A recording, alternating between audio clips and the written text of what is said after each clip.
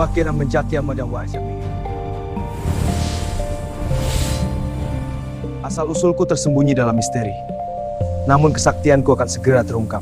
Assalamualaikum warahmatullahi wabarakatuh. Pernahkah kalian mendengar kisah seorang anak yang lahir dengan aura gaib, membawa rahasia leluhur dan kesaktian tersembunyi? Ikuti perjalanan Kian Santang, dari tanda-tanda ajaib masa kecil hingga menghadapi musuh gelap, ujian batin, dan takdir besar yang menentukan nasib tanah Sunda. Kerajaan Pajajaran berdiri megah di antara lembah hijau dan sungai berliku yang memantulkan sinar mentari pagi seperti permata yang berkilau. Istana Prabu Siliwangi menjulang dengan menara-menara yang dihiasi ukiran naga dan burung garuda, mencerminkan kekuatan dan kejayaan negeri Sunda. Namun, di balik gemerlap emas dan kemegahan kain sutra, ada bisikan-bisikan gaib yang menelusup di lorong-lorong istana. Para dayang dan prajurit terkadang mendengar suara tangisan malam, aroma dupa yang tak wajar, atau bayangan yang bergerak tanpa sumber. Semua itu membuat hati para penghuni istana bergetar, seolah kerajaan yang penuh kemegahan ini sedang menunggu sesuatu yang tak terlihat oleh mata manusia biasa. Para resi dan dukun kerajaan sering berkumpul di ruang suci, merapal mantra dan membaca kitab-kitab kuno untuk memahami tanda-tanda langit. Mereka memandang bintang-bintang dan posisi planet, meraba nasib dengan perhitungan yang hanya dimengerti para orang bijak. Dari sini terdengar bisikan bahwa akan lahir seorang anak yang berbeda, bukan sembarang pewaris tahta, tetapi sosok dengan takdir besar, penjaga tanah Sunda, yang kekuatannya tersembunyi bahkan dari mata keluarga kerajaan sendiri. Anak ini akan membawa keseimbangan, namun juga tantangan yang tak sedikit. Gumam salah satu resi dengan suara bergetar, menatap ke arah langit yang redup. Suasana istana pun menjadi campur aduk antara kegembiraan dan kecemasan. Prabu Siliwangi sendiri merasa ada sesuatu yang menggetarkan hatinya. Perasaan yang sulit dijelaskan dengan akal biasa. Ia menyadari ada mata-mata gaib yang mengawasi kerajaan, dan bisikan-bisikan itu tidak hanya tentang ancaman, tapi juga tentang janji besar yang harus dijaga.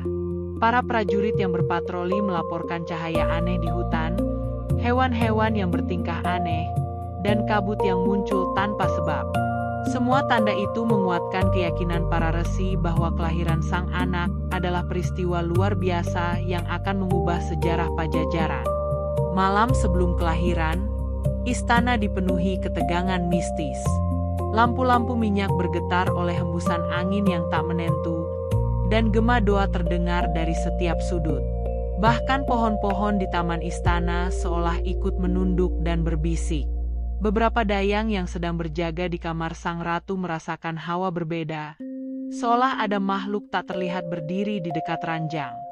Mereka tahu bahwa yang akan lahir bukan sekadar bayi, melainkan sosok yang memiliki garis keturunan dan rahasia yang menghubungkan dunia manusia dengan alam gaib. Di tengah semua itu, beberapa resi memutuskan melakukan ritual di hutan suci dekat Sungai Citarum. Mereka menyalakan api unggun yang membakar dupa aromatik dan membaca mantra-mantra kuno, meminta perlindungan dan petunjuk untuk menghadapi masa depan yang misterius.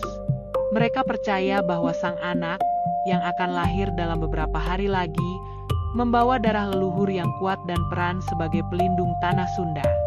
Setiap hembusan angin membawa aroma dupa, setiap suara malam seperti menari di antara pepohonan, mengisyaratkan bahwa sesuatu yang besar sedang menunggu kelahirannya. Hari-hari menjelang kelahiran penuh misteri dan ketegangan, seolah alam semesta sendiri menyiapkan panggung bagi sosok yang akan muncul. Langit sore kadang merah darah, hujan turun di tempat yang tak biasa, dan burung-burung terbang dalam formasi aneh. Semua tanda itu menimbulkan bisikan di setiap sudut Pajajaran. Janji seorang anak yang lahir untuk menjaga, melindungi, dan menyeimbangkan kekuatan antara dunia manusia dan gaib. Dan di sanubari kerajaan, semua menunggu dengan napas tertahan, menyadari bahwa masa depan tanah Sunda akan berubah selamanya ketika sang bayi pertama kali menangis di kamar kerajaan. Malam itu, langit di atas Pajajaran terbakar oleh cahaya bintang yang tak biasa. Bulan tampak berwarna merah keemasan, memantul di permukaan Sungai Citarum dengan kilau seperti darah dan emas bercampur. Angin malam membawa harum bunga melati dari taman istana, bercampur dengan aroma dupa dan kayu bakar dari ritual para resi. Suara malam terasa berbeda, lebih berat dan penuh misteri, seolah alam semesta menahan napasnya, menunggu kelahiran seorang bayi yang akan mengubah sejarah Pajajaran. Di kamar ratu yang diterangi lampu minyak berpendar lembut, Ratu Siliwangi berjuang menahan sakit kontraksi. Tubuhnya berkeringat, napasnya tersengal, tetapi matanya memancarkan ketenangan luar biasa, seakan ia tahu bahwa bayi yang dikandungnya bukan sembarang anak. Prabu Siliwangi berdiri di sisi ranjang, menatap sang istri dengan campuran cemas dan kagum. Para dayang dan bidan kerajaan menyiapkan segala yang dibutuhkan, tetapi semua terasa seperti panggung bagi takdir yang lebih besar daripada mereka sendiri. Di luar istana, kabut tipis menutupi jalan setapak dan pepohonan bergoyang tanpa angin. Burung-burung malam berhenti bernyanyi, dan dari kejauhan terdengar suara seruling yang lembut namun tidak berasal dari manusia. Resi-resi yang berjaga di hutan suci mengangkat tangan mereka ke langit, membaca mantra-mantra yang sudah berusia ratusan tahun. Mereka tahu saat ini adalah saat sakral, kelahiran sang anak yang akan membawa keseimbangan antara manusia dan dunia gaib. Tiba-tiba, sebuah kilatan cahaya menembus jendela kamar ratu, membuat semua yang ada di dalamnya terdiam. Cahaya itu berpendar lembut, tidak menyilaukan, tetapi membawa rasa hangat yang menenangkan. Ratu merasakan energi yang tak pernah ia rasakan sebelumnya, seperti tangan tak terlihat membimbing bayinya ke dunia. Nafas bayi yang pertama kali akan keluar tanpa menunggu detik yang tepat, dan seketika itu juga seluruh tubuh sang ratu terasa ringan meski rasa sakitnya belum hilang. Saat bayi lahir, terdengar tangisan lembut namun jelas, seperti gema dari langit dan bumi yang menyatu. Para bidan dan dayang menatap dengan mata terbelalak.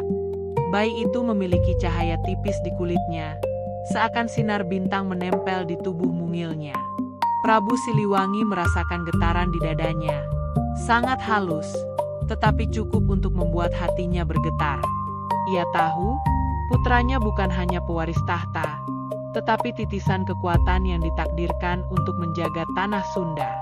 Para resi yang hadir di istana segera memeriksa tanda-tanda gaib. Mereka membaca garis tangan bayi, menyentuh ubun-ubunnya, dan menggumamkan doa-doa kuno. "Ini dia, penjaga yang dijanjikan," kata salah satu resi dengan suara bergetar, sambil menatap ke arah langit yang tampak berkedip lebih terang dari sebelumnya. Bayi itu, yang kelak dikenal sebagai Kian Santang, membawa aura yang bahkan para resi pun sulit mengukurnya. Perpaduan antara kekuatan alam, garis keturunan leluhur, dan rahasia yang hanya diketahui Tuhan. Tidak lama setelah kelahiran, seekor burung gagak hitam melintas di atas istana, mengepakkan sayapnya dengan lambat. Beberapa orang yang menatapnya merasakan hawa dingin dan hikmat sekaligus. Burung itu bukan pertanda bahaya, melainkan penanda perubahan, bahwa hadirnya bayi ini akan menggerakkan takdir kerajaan dan membuka pintu bagi hal-hal yang selama ini tersembunyi. Prabu Siliwangi merasakan tanggung jawab yang luar biasa, bukan hanya sebagai raja, tetapi sebagai pelindung pewaris kekuatan yang belum sepenuhnya ia pahami. Para dayang membawa bayi ke tempat khusus, ranjang yang dihiasi kain sutra berwarna emas dan biru, yang selama ini digunakan untuk ritual keluarga kerajaan. Cahaya lilin memantul di wajah mungil bayi itu, memperlihatkan mata gelap yang memancarkan kedalaman dan misteri. Beberapa dayang menitikan air mata, merasakan energi luar biasa yang hadir bersamaan dengan tangisan pertama bayi. Mereka yakin, sosok ini bukan hanya untuk istana, tetapi untuk seluruh tanah Sunda. Di malam yang sama, para resi kembali ke hutan suci untuk menuntun roh-roh penjaga alam agar menyambut bayi itu. Mereka berdoa, menyalakan api unggun, dan membacakan mantra agar kekuatan gaib yang terkandung dalam diri Kian Santang terlindungi sejak awal. Dari kejauhan, Bayangan-bayangan samar tampak bergerak di antara pepohonan, namun tidak menakutkan, seolah mereka juga ikut menjaga sang bayi, menyadari pentingnya peran yang kelak akan dimainkannya. Ketika malam berganti fajar, seluruh Pajajaran merasakan perubahan yang halus tetapi nyata. Angin membawa aroma baru, air sungai tampak lebih jernih, dan bahkan hewan-hewan di hutan tampak lebih tenang. Di istana, Prabu Siliwangi menatap anaknya, menyadari bahwa dunia ini telah menambahkan bab baru dalam sejarahnya. Bayi yang baru lahir itu bukan hanya darah kerajaan, tetapi titik awal dari legenda yang akan dikenang sepanjang masa. Sosok yang kelak akan dikenal dengan nama Kian Santang, sang penjaga tanah Sunda dengan kesaktian yang tersembunyi dan tak tertandingi. Kian Santang lahir dengan auranya yang tak biasa, dan sejak hari-hari pertama hidupnya, aura itu sudah terasa oleh siapapun yang berada di dekatnya. Para dayang merasakan hawa hangat dan getaran aneh ketika menyentuh tangannya. Sementara para prajurit istana terkadang mendengar suara-suara samar seperti bisikan leluhur yang menuntun langkah mereka tanpa terlihat. Bahkan binatang-binatang yang biasanya liar, seperti kijang dan burung hutan, akan tenang ketika mendekati bayi itu. Semua orang di istana mulai menyadari bahwa Kian Santang bukan anak biasa. Ia memiliki tanda-tanda kesaktian yang sulit dijelaskan oleh akal manusia. Pada usia 3 tahun, Kian Santang mulai menunjukkan kemampuan yang membuat para resi terperangah. Ia bisa menebak pikiran orang dewasa, mengetahui maksud tersembunyi di balik perkataan mereka, dan menenangkan amarah orang hanya dengan menatap mata mereka. Ratu Siliwangi sering tersenyum kagum sekaligus khawatir, karena kekuatan itu terlihat alami namun terlalu besar untuk seorang anak. Prabu Siliwangi pun merasa bangga, tetapi hatinya dipenuhi rasa was-was. Bila kekuatan itu diketahui musuh, kerajaan Pajajaran bisa terancam.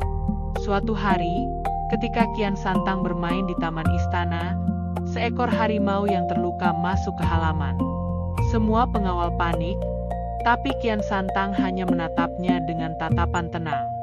Dalam sekejap, harimau itu berhenti menggeram, merunduk, dan berjalan perlahan mendekati anak itu, seakan mengerti bahwa tidak ada ancaman di sini. Para prajurit tercengang, menyadari bahwa ada sesuatu yang menghubungkan Kian Santang dengan alam dan makhluk-makhluk yang selama ini dianggap liar dan berbahaya. Meskipun begitu, para resi kerajaan menekankan bahwa kesaktiannya harus disembunyikan. Mereka mengajarkan Kian Santang untuk menutupi kemampuannya, hanya menggunakan kekuatan itu ketika benar-benar diperlukan. Rasa takut akan iri atau ambisi manusia menjadi alasan utama. Dunia luar penuh intrik dan bahaya, dan kekuatan besar bisa menjadi kutukan bila jatuh ke tangan yang salah. Kian Santang, meski masih kecil, mulai memahami bahwa menjadi berbeda juga berarti hidup dengan tanggung jawab yang berat. Di malam-malam tertentu, Kian Santang sering terbangun sendiri, menatap langit penuh bintang, dan berbicara pada bayangan yang hanya ia lihat. Ia mengaku mendengar suara lembut mengajaknya belajar, menunjukkan rahasia alam dan pesan leluhur. Para resi yang diam-diam mengamati perilakunya pun tercengang. Anak ini seakan memiliki jembatan tak terlihat antara dunia manusia dan dunia gaib. Sementara itu, Prabu Siliwangi mulai merasakan beban raja yang lebih berat. Ia harus melindungi anaknya dari bahaya yang tak terlihat, bahkan sebelum Kian Santang memahami kekuatannya sendiri. Ketika Kian Santang berusia 7 tahun, ada insiden yang membuat seluruh istana tercengang. Sungai di dekat istana meluap tiba-tiba, mengancam kebun dan ladang, tetapi Kian Santang, yang sedang berjalan di tepi sungai, mengangkat tangan kecilnya. Air sungai berhenti, membeku sejenak seperti kristal, lalu mengalir kembali dengan tenang. Semua orang yang menyaksikan peristiwa itu menyadari satu hal, kekuatannya bukan sekadar insting atau kebetulan.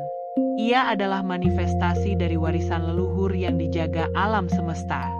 Namun, Kian Santang tidak tumbuh menjadi anak arogan. Meski kekuatannya luar biasa, ia tetap rendah hati, menyadari bahwa kemampuan itu adalah amanah. Rasa ingin tahunya tentang dunia gaib semakin besar, Ia sering menyusuri hutan, berbicara dengan roh-roh penjaga pohon dan sungai, dan belajar dari mereka tentang keseimbangan alam. Ia tahu bahwa kekuatan bukan hanya untuk memerintah, tetapi untuk menjaga, melindungi, dan memberi arti bagi semua yang hidup di sekitarnya. Para resi mengajarinya mantra, ilmu pengobatan tradisional, dan ilmu spiritual yang lebih dalam. Mereka juga menekankan pentingnya pengendalian diri, karena kekuatan yang tidak terkendali bisa menjadi bumerang. Kian Santang belajar menahan amarah, menenangkan dirinya ketika cemas, dan menggunakan kesaktiannya hanya untuk kebaikan. Lama-kelamaan, aura kesaktiannya semakin kuat, namun semakin tersembunyi, seperti api yang menyala dalam kegelapan, siap menerangi saat waktunya tiba. Di usia 10 tahun, Kian Santang mulai mendapatkan pelajaran penting dari ayahnya sendiri, Prabu Siliwangi. Raja memberitahunya tentang sejarah kerajaan, tentang perjuangan leluhur, dan tentang ancaman yang tersembunyi dari mata manusia biasa. Ia belajar bahwa kekuatan yang ia miliki adalah warisan yang harus dilindungi, bukan ditunjukkan kepada semua orang. Kian Santang mulai menyadari beratnya takdir yang menanti, bahwa kelak ia bukan sekadar anak istana, tetapi seorang penjaga tanah Sunda yang akan menghadapi banyak ujian. Dan di malam terakhir sebelum memasuki usia remaja, Kian Santang duduk di tepi sungai, menatap cerminan bulan di air yang tenang. Ia merasakan energi yang berbeda, lebih dalam, seakan seluruh alam berbicara padanya.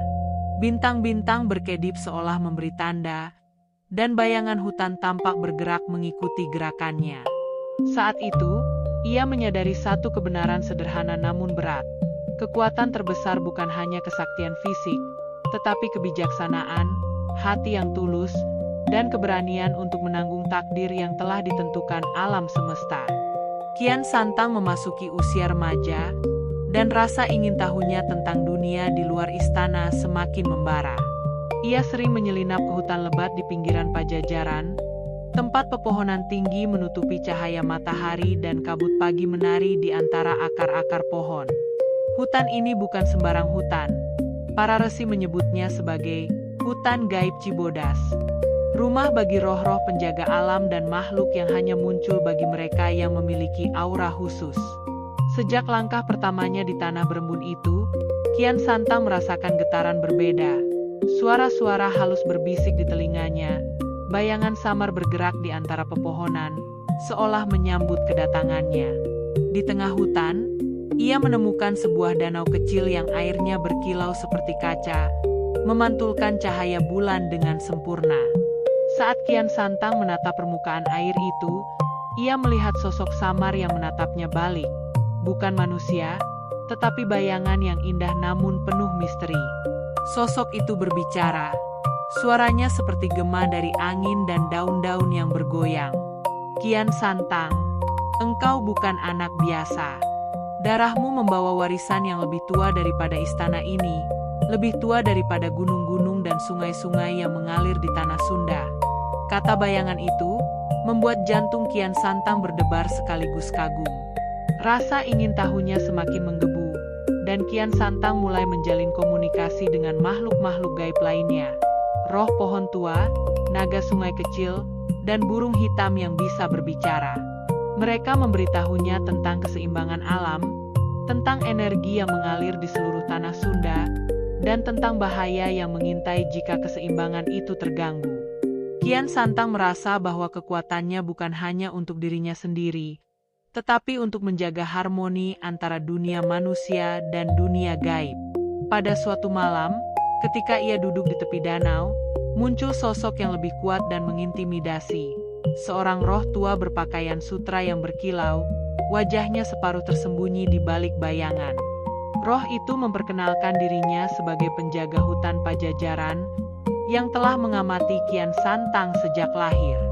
Engkau memiliki darah para leluhur yang kuat, tapi untuk menguasainya, engkau harus belajar mendengar, bukan hanya melihat, ucapnya.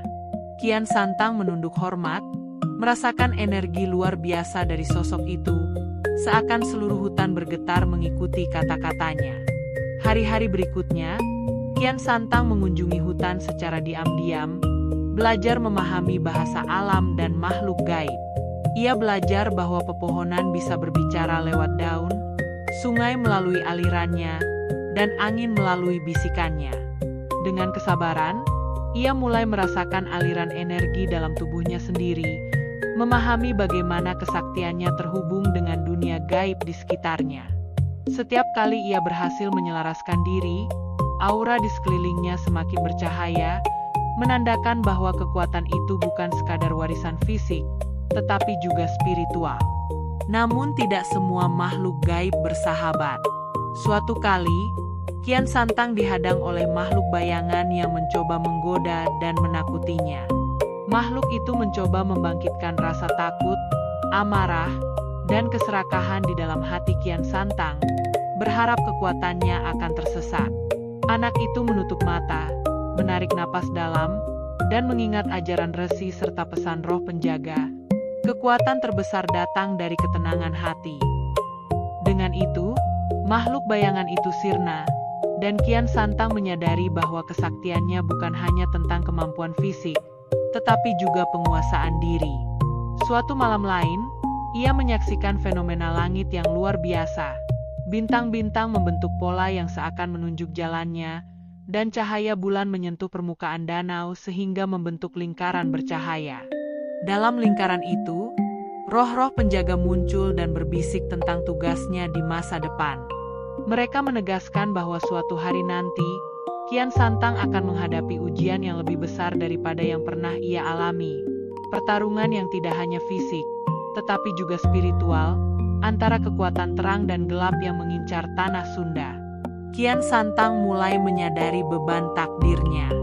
Ia tidak hanya memiliki kesaktian, tetapi juga tanggung jawab yang akan menentukan nasib kerajaan, rakyat, dan alam itu sendiri. Ia belajar bahwa kekuatan yang tidak disertai kebijaksanaan bisa menjadi kutukan, dan rahasia besar yang menyelimuti dirinya harus dijaga sampai saatnya tiba. Kekuatan ini, bila digunakan dengan hati yang murni, akan menjadi perisai bagi semua yang lemah. Tetapi bila jatuh ke tangan yang salah, bisa menghancurkan dunia yang ia cintai. Meski begitu, anak itu tidak pernah merasa takut. Sebaliknya, ia merasa terpanggil untuk terus belajar, menyerap setiap pelajaran dari alam dan makhluk gaib, dan menyempurnakan dirinya agar kelak siap menghadapi takdir. Setiap malam di hutan, setiap suara bisik dan bayangan yang menari, menjadi guru yang membentuk karakter dan kesaktiannya. Kian Santang mulai memahami bahwa dunia gaib bukanlah musuh, melainkan mitra yang harus dihormati dan dijaga. Ketika hari-hari di hutan itu berakhir dan ia kembali ke istana, Kian Santang membawa serta ketenangan dan kepercayaan diri yang baru. Ia bukan lagi anak yang penasaran, tetapi seorang remaja yang mulai mengerti peran dan takdirnya. Aura kesaktiannya kini lebih terkendali, tersembunyi namun kuat, siap menyala pada saat yang paling dibutuhkan. Dan di dalam hati, ia tahu bahwa pertemuan dengan dunia gaib bukanlah akhir, tetapi awal dari perjalanan panjang yang akan mengukir namanya menjadi legenda yang tak terlupakan di tanah Sunda. Memasuki usia remaja akhir, Kian Santang menyadari bahwa kesaktiannya tidak cukup hanya dipelajari di dalam istana atau dari dunia gaib Pajajaran. Hatinya gelisah, ada dorongan yang tak bisa diabaikan. Untuk memahami kekuatan sejati, ia harus menempuh perjalanan jauh, keluar dari zona nyaman, dan bertemu guru-guru yang memiliki pengetahuan yang bahkan para resi di Pajajaran belum kuasai. Prabu Siliwangi, meski berat melepasnya, mengizinkan perjalanan itu. Anakku, ingatlah, kekuatan yang besar selalu datang bersama tanggung jawab yang lebih besar. Jangan sekalipun lalai, ucap sang raja, menatap anaknya dengan mata penuh campuran bangga dan was-was. Perjalanan Kian Santang dimulai pada malam gelap, ditemani 2 prajurit setia dan beberapa perbekalan penting. Ia menyusuri lembah dan sungai, melewati hutan lebat yang dipenuhi binatang buas, dan mendaki pegunungan tinggi yang puncaknya diselimuti kabut abadi. Setiap langkahnya diwarnai bisikan alam dan bayangan gaib yang seakan menilai niatnya. Ia sadar, perjalanan ini bukan sekadar mencari ilmu, tetapi juga ujian untuk menguji kesabaran, keberanian, dan kebijaksanaan hatinya. Di kaki pegunungan, ia bertemu seorang pertapa tua yang menunggunya di gua terpencil. Pertapa itu dikenal jauh di negeri seberang sebagai guru spiritual yang menguasai ilmu batin dan alam gaib. Kau datang bukan sekadar mencari ilmu, tetapi untuk menyelaraskan kekuatan yang lahir bersamamu, kata pertapa dengan suara serak namun berwibawa. Kian Santang menunduk hormat. Ia merasakan aura pertapa itu sangat kuat, lebih kuat dari semua yang pernah ia temui di Pajajaran. Pertapa itu memulai pengajaran dengan latihan batin yang ekstrim. Kian Santang harus menahan napas di gua yang dipenuhi udara dingin dan asap dupa, memusatkan energi dari dalam tubuhnya, dan menyelaraskannya dengan energi alam di sekitarnya. Setiap kegagalan membuat tubuhnya lelah, dan setiap keberhasilan membuatnya merasa lebih terhubung dengan alam. Pertapa itu sering berkata, kesaktian bukan tentang menyerang atau menghancurkan, tetapi memahami aliran hidup dan memanfaatkannya untuk kebaikan. Setelah beberapa minggu, pertapa itu mengirim Kian Santang menuju lembah tersembunyi, di mana tinggal seorang guru dari negeri jauh yang menguasai ilmu bela diri spiritual. Guru ini mengajarkan bagaimana menyalurkan energi batin ke dalam tubuh, memanipulasi kecepatan dan kekuatan tanpa melukai hati nurani. Latihan itu berat, hingga beberapa kali Kian Santang terjatuh, merasakan rasa sakit yang hampir membuatnya menyerah. Namun setiap kali ia bangkit, ia semakin memahami bahwa kekuatan sejati lahir dari tekad yang tak tergoyahkan dan pengendalian diri yang sempurna. Di tengah perjalanan, Kian Santang juga menghadapi makhluk gaib yang mencoba mengujinya. Makhluk itu menampilkan bayangan masa lalunya, ketakutannya, bahkan ambisi yang tersembunyi dalam hatinya. Ia harus menghadapi semua itu tanpa menggunakan kekuatan fisik semata, melainkan dengan keberanian, ketenangan, dan keyakinan pada niatnya. Pertarungan batin ini lebih berat daripada pertempuran apapun yang pernah ia saksikan, dan setiap kemenangan membuatnya lebih dewasa, lebih bijaksana, dan lebih siap untuk tugas yang menantinya. Salah satu pelajaran penting yang ia dapatkan dari guru-guru itu adalah tentang keselarasan antara kekuatan manusia, alam, dan dunia gaib. Ia belajar bahwa energi bisa digunakan untuk menyembuhkan, melindungi, atau menghancurkan, tergantung pada hati yang menggerakkannya. Kian Santang mulai menyadari bahwa kesaktiannya bukan sekadar warisan leluhur, tetapi juga tanggung jawab moral dan spiritual yang menuntut kebijaksanaan tingkat tinggi. Suatu malam di puncak gunung, Kian Santang duduk menyaksikan bintang-bintang, dan sosok-sosok gaib dari bab 4 muncul kembali. Mereka memberinya petuah terakhir, kekuatanmu akan diuji bukan di medan perang biasa, tetapi dalam hati manusia dan keseimbangan dunia. Jagalah rahasiamu, karena musuh yang mengincar tidak hanya dari manusia, tetapi dari kekuatan gelap yang tak terlihat. Pesan itu membekas dalam hatinya, menguatkan tekadnya untuk melanjutkan perjalanan dan kembali ke Pajajaran dengan pemahaman yang lebih luas. Ketika ia menuruni gunung menuju tanah datar Pajajaran, Kian Santang merasakan perubahan yang mendalam dalam dirinya. Aura kesaktiannya kini lebih terkendali, lebih matang, dan tersembunyi namun siap digunakan saat diperlukan. Ia tahu bahwa perjalanan ini baru permulaan. Dunia nyata, kerajaan, rakyat, dan musuh-musuh yang mengincar tanah Sunda menunggu. Namun, ia merasa siap, karena ia membawa ilmu sejati, pengendalian batin, dan koneksi dengan dunia gaib yang membuatnya berbeda dari siapapun. Sesampainya di Pajajaran, langit senja menyambutnya dengan semburat merah keemasan. Ia menatap istana dari kejauhan, merasakan tanggung jawab yang semakin berat, tetapi juga keyakinan yang tak tergoyahkan. Kian Santang sadar, perjalanan mencari ilmu sejati telah membentuknya menjadi sosok yang bukan hanya kuat secara fisik, tetapi juga kuat secara hati, jiwa, dan spiritual. Takdirnya sebagai penjaga tanah Sunda semakin jelas, dan legenda tentang dirinya mulai menapaki babak baru yang lebih menegangkan dan epik. Setelah kembali ke Pajajaran dengan ilmu sejati yang diperoleh dari perjalanan jauh, Kian Santang menyadari bahwa ujian sesungguhnya belum dimulai. Ilmu batin dan kesaktiannya kini matang. Namun dunia nyata tidaklah sama dengan hutan gaib atau gua guru-guru yang menuntunnya. Di istana, intrik politik, ketamakan manusia, dan bisikan iri hati mulai terasa. Bahkan sahabat-sahabat lama tampak berubah ketika mereka melihat aura berbeda yang kini memancar dari Kian Santang. Anak itu menyadari bahwa kekuatan terbesar yang harus ia hadapi bukan hanya dari luar, tetapi dari hati manusia dan hatinya sendiri. Ujian pertama datang dalam bentuk konflik internal istana. Beberapa pejabat istana mulai menyebarkan kabar bahwa Kian Santang bukan hanya pewaris tahta, tetapi ancaman bagi mereka. Gosip itu menjalar seperti api, membuat rasa curiga dan ketegangan meningkat. Prabu Siliwangi berusaha menenangkan mereka, tetapi Kian Santang tahu bahwa mereka sedang menguji kesabarannya. Ia harus menghadapi permusuhan tanpa menggunakan kekuatan fisik, cukup dengan ketenangan, keteguhan, dan keberanian moral. Suatu malam, bayangan gelap muncul di kamar Kian Santang. Sosok itu memanggilnya dengan suara yang menyeramkan, menggoda hati anak itu untuk menggunakan kekuatan demi balas dendam, kemarahan, dan amarah. Sekejap, Kian Santang merasakan bisikan itu menusuk hatinya, memunculkan rasa sakit, frustrasi, dan godaan untuk melepaskan energi gaib yang luar biasa. Namun ia ingat semua yang diajarkan para guru dan para roh gaib.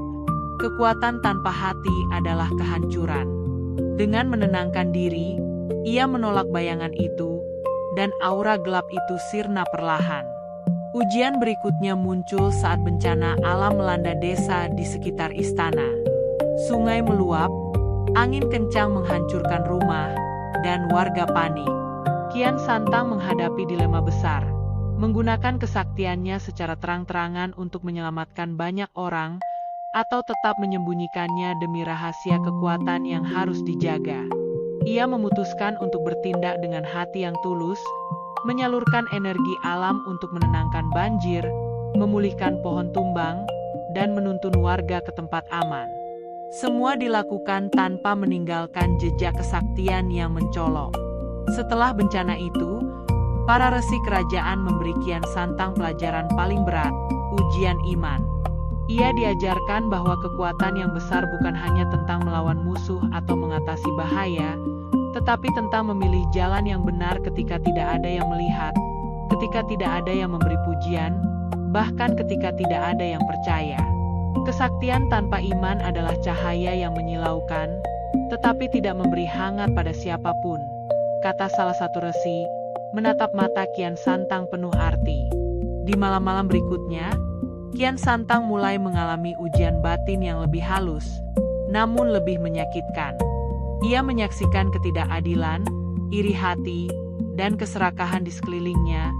Orang-orang yang ia sayangi mulai terseret oleh nafsu mereka sendiri. Rasa frustrasi muncul, godaan untuk menyerah dan menggunakan kekuatan demi kepentingannya sendiri semakin kuat.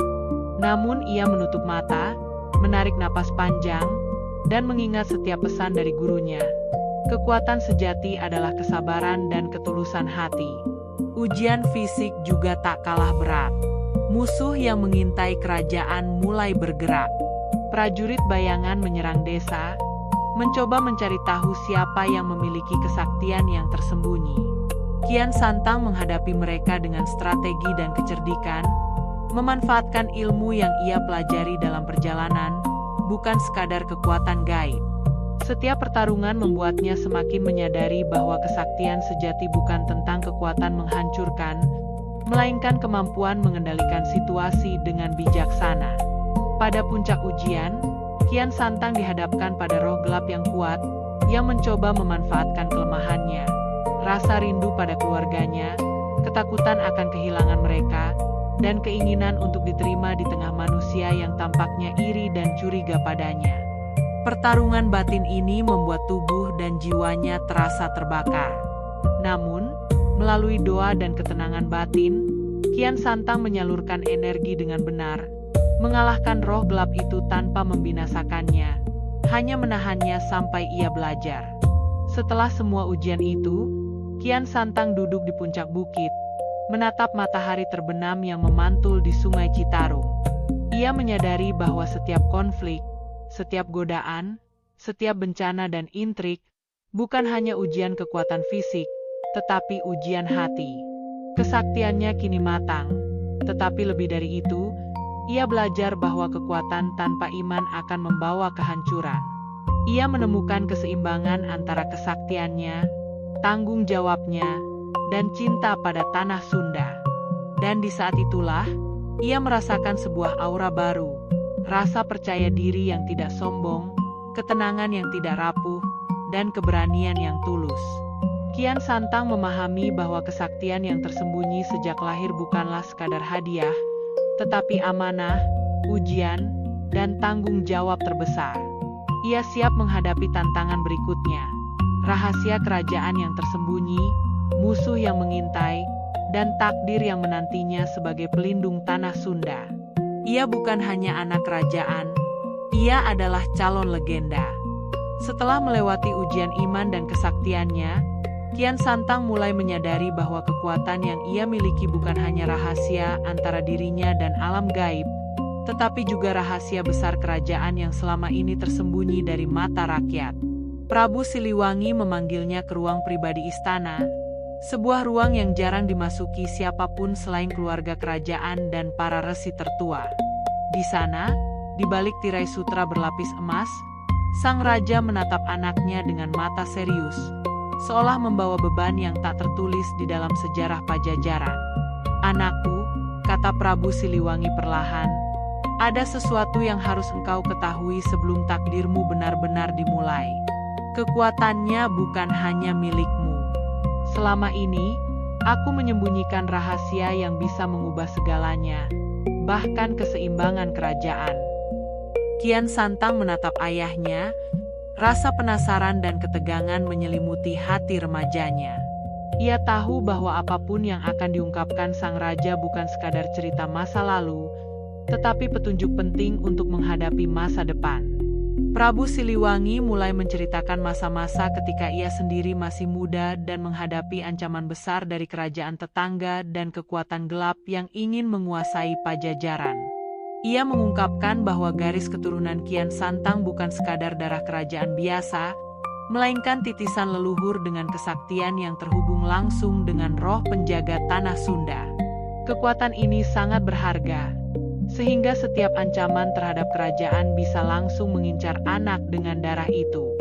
Rahasia itu tidak berhenti di situ. Prabu Siliwangi menjelaskan bahwa beberapa anggota kerajaan dan pejabat istana telah mengetahui tanda-tanda kesaktian Kian Santang sejak kecil. Tetapi demi menjaga keamanan dan stabilitas Pajajaran, semua diberi instruksi untuk berpura-pura tidak tahu.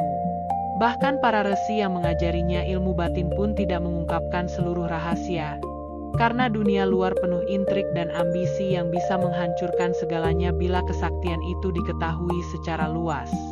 Kian Santang mendengarkan dengan seksama, merasakan kombinasi antara kekaguman, kebingungan, dan sedikit kemarahan. Ia merasa beban di pundaknya semakin berat, tidak hanya untuk dirinya sendiri, tetapi untuk seluruh kerajaan. Setiap kata Prabu Siliwangi terasa seperti menambahkan lapisan baru dalam takdirnya. Anak itu bukan sekadar pewaris tahta, tetapi seorang penjaga spiritual yang harus menyeimbangkan kekuatan manusia, alam, dan dunia gaib. Sang raja kemudian mengungkap rahasia lain yang lebih mengejutkan. Ada pihak gelap dari luar Pajajaran, bahkan dari negeri jauh, yang sejak lama mengincar keturunan dengan garis darah seperti Kian Santang. Mereka tidak hanya ingin menguasai kerajaan, tetapi juga memanfaatkan kesaktiannya untuk kepentingan pribadi, tanpa mempedulikan kehancuran yang ditinggalkan. Prabu Siliwangi mengakui bahwa ia menyembunyikan informasi ini dari Kian Santang selama ini untuk melindunginya. Namun kini, waktunya sudah tiba untuk menghadapi kenyataan itu. Dalam beberapa hari berikutnya, Kian Santang mulai menyadari bahwa banyak peristiwa kecil di istana, seperti bisikan iri hati pejabat atau kejadian aneh di hutan istana, bukan kebetulan. Semua itu merupakan ujian dan pertanda bahwa musuh tidak hanya mengintai dari jauh, tetapi juga sudah menyusup di dalam. Ia mulai belajar membaca tanda-tanda, mengamati gerak-gerik manusia, dan menyadari bahwa rahasia terbesar kerajaan bukan hanya soal kekuatan fisik, tetapi tentang strategi, diplomasi, dan pengendalian informasi. Salah satu bagian paling sulit bagi Kian Santang adalah memahami keputusan ayahnya, menyembunyikan kebenaran selama ini. Ia merasakan konflik batin. Di satu sisi ia ingin menggunakan kesaktiannya untuk membela rakyat dan kerajaan secara terang-terangan, tetapi di sisi lain, ia menyadari bahwa rahasia itu harus tetap terjaga agar tidak memicu kehancuran. Pelajaran ini membuatnya semakin dewasa, menyadari bahwa kesaktian dan kebijaksanaan tidak selalu bisa berjalan seiring secara terbuka.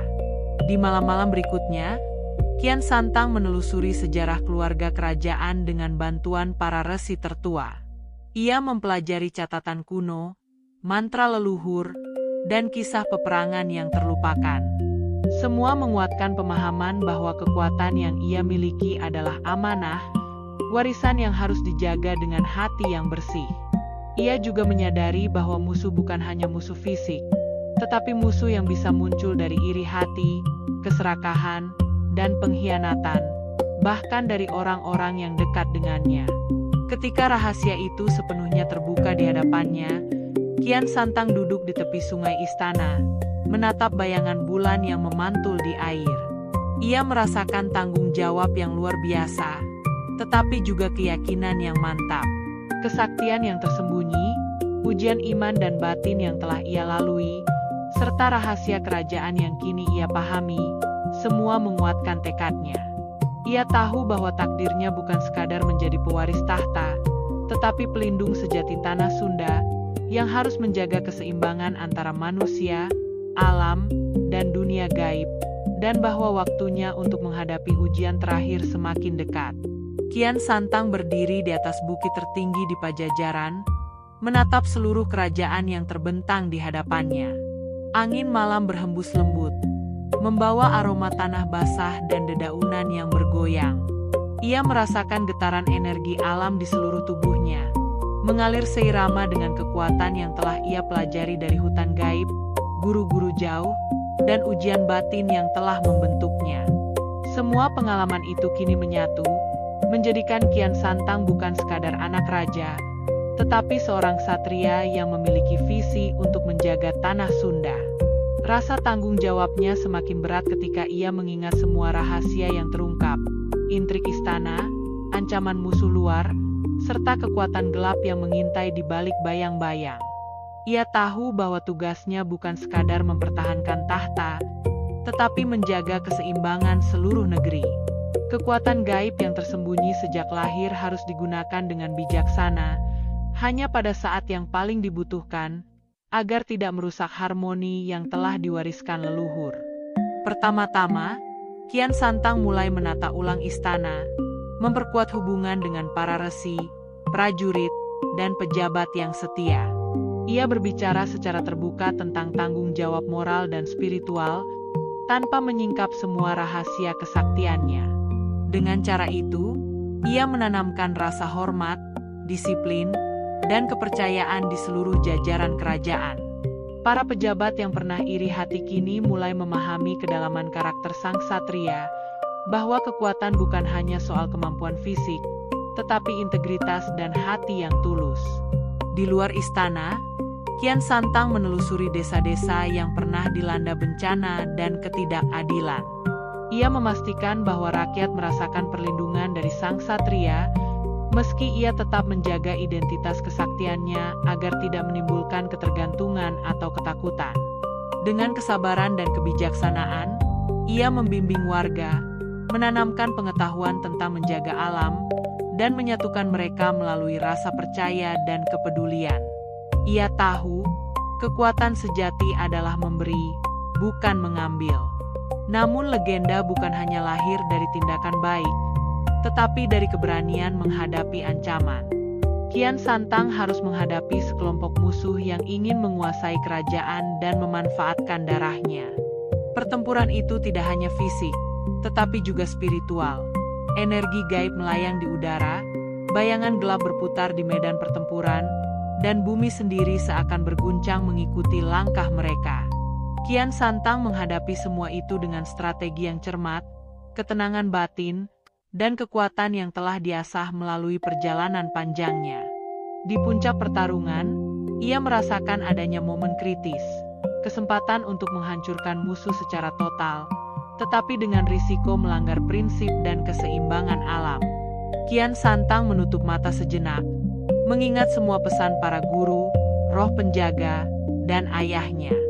Dengan keputusan itu, ia memilih menahan kekuatan yang bisa menghancurkan, memanfaatkan kecerdikan dan pengendalian diri, hingga musuh mundur tanpa kehancuran total. Kemenangan itu membuktikan bahwa kesaktian sejati bukan sekadar mengalahkan lawan, tetapi menaklukkan diri sendiri. Setelah pertempuran, Kian Santang memimpin upacara pembersihan di istana dan desa-desa sekitar. Ia memulihkan energi alam yang terganggu, menenangkan roh-roh penjaga, dan memastikan bahwa keseimbangan kembali seperti semula. Penduduk menyaksikan sosoknya dengan kagum, meski mereka tidak sepenuhnya memahami kekuatan gaib yang dimilikinya. Kian Santang tidak peduli akan pengakuan. Baginya, yang terpenting adalah menjaga harmoni antara manusia, alam, dan dunia gaib. Di malam yang tenang, Kian Santang duduk di tepi sungai Citarum, menatap cerminan bulan yang berkilau di air. Ia menyadari bahwa perjalanan hidupnya, dari bayi dengan aura aneh hingga ksatria yang matang, bukan sekadar kisah pribadi, tetapi warisan bagi seluruh tanah Sunda. Kesaktian yang ia miliki telah teruji, iman dan hatinya telah terbukti, dan takdirnya sebagai pelindung telah diterima sepenuhnya. Ia tersenyum, menyadari bahwa legenda sejati bukan tentang kekuatan, tetapi tentang keberanian, pengendalian diri, dan ketulusan hati. Kian Santang kemudian menuliskan petuah dan catatan perjalanan spiritualnya, meninggalkan jejak yang dapat dibaca oleh para resi, pewaris, dan generasi mendatang. Ia ingin agar warisan itu bukan hanya tentang pertarungan dan kesaktian, tetapi tentang prinsip, moral, dan panduan bagi siapapun yang kelak menghadapi tantangan serupa. Dengan cara itu, ia memastikan bahwa legenda bukan hanya cerita, tetapi sumber inspirasi dan pedoman abadi. Pada akhirnya, Kian Santang berdiri di atas bukit lagi, menatap langit yang cerah. Angin malam membawa aroma alam yang menenangkan, dan burung-burung terbang melintasi langit senja. Ia tersenyum dalam diam, menyadari bahwa warisan abadi bukan hanya kekuatan atau kemenangan, tetapi pengaruh positif yang ia tinggalkan bagi tanah Sunda dan seluruh rakyatnya. Legenda Kian Santang pun lahir, seorang ksatria yang tidak hanya sakti, tetapi bijaksana, tulus, dan abadi dalam ingatan generasi tanah Sunda. Di tengah megahnya kerajaan Pajajaran dan bisikan gaib yang tersembunyi di hutan-hutan mistis, Kian Santang lahir bukan sekadar sebagai pewaris tahta, tetapi sebagai titisan legenda yang membawa darah leluhur dan kesaktian yang melampaui batas manusia biasa.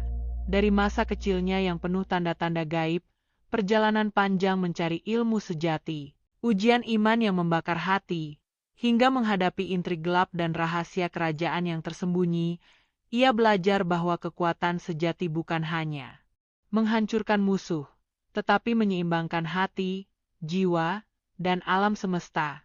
Kian Santang bukan hanya ksatria, tetapi simbol abadi dari keberanian, kebijaksanaan, dan pengorbanan yang menegaskan bahwa takdir besar bukan sekadar diwariskan, melainkan diraih melalui pengendalian diri, iman yang tulus, dan keberanian menghadapi gelapnya dunia. Meninggalkan warisan abadi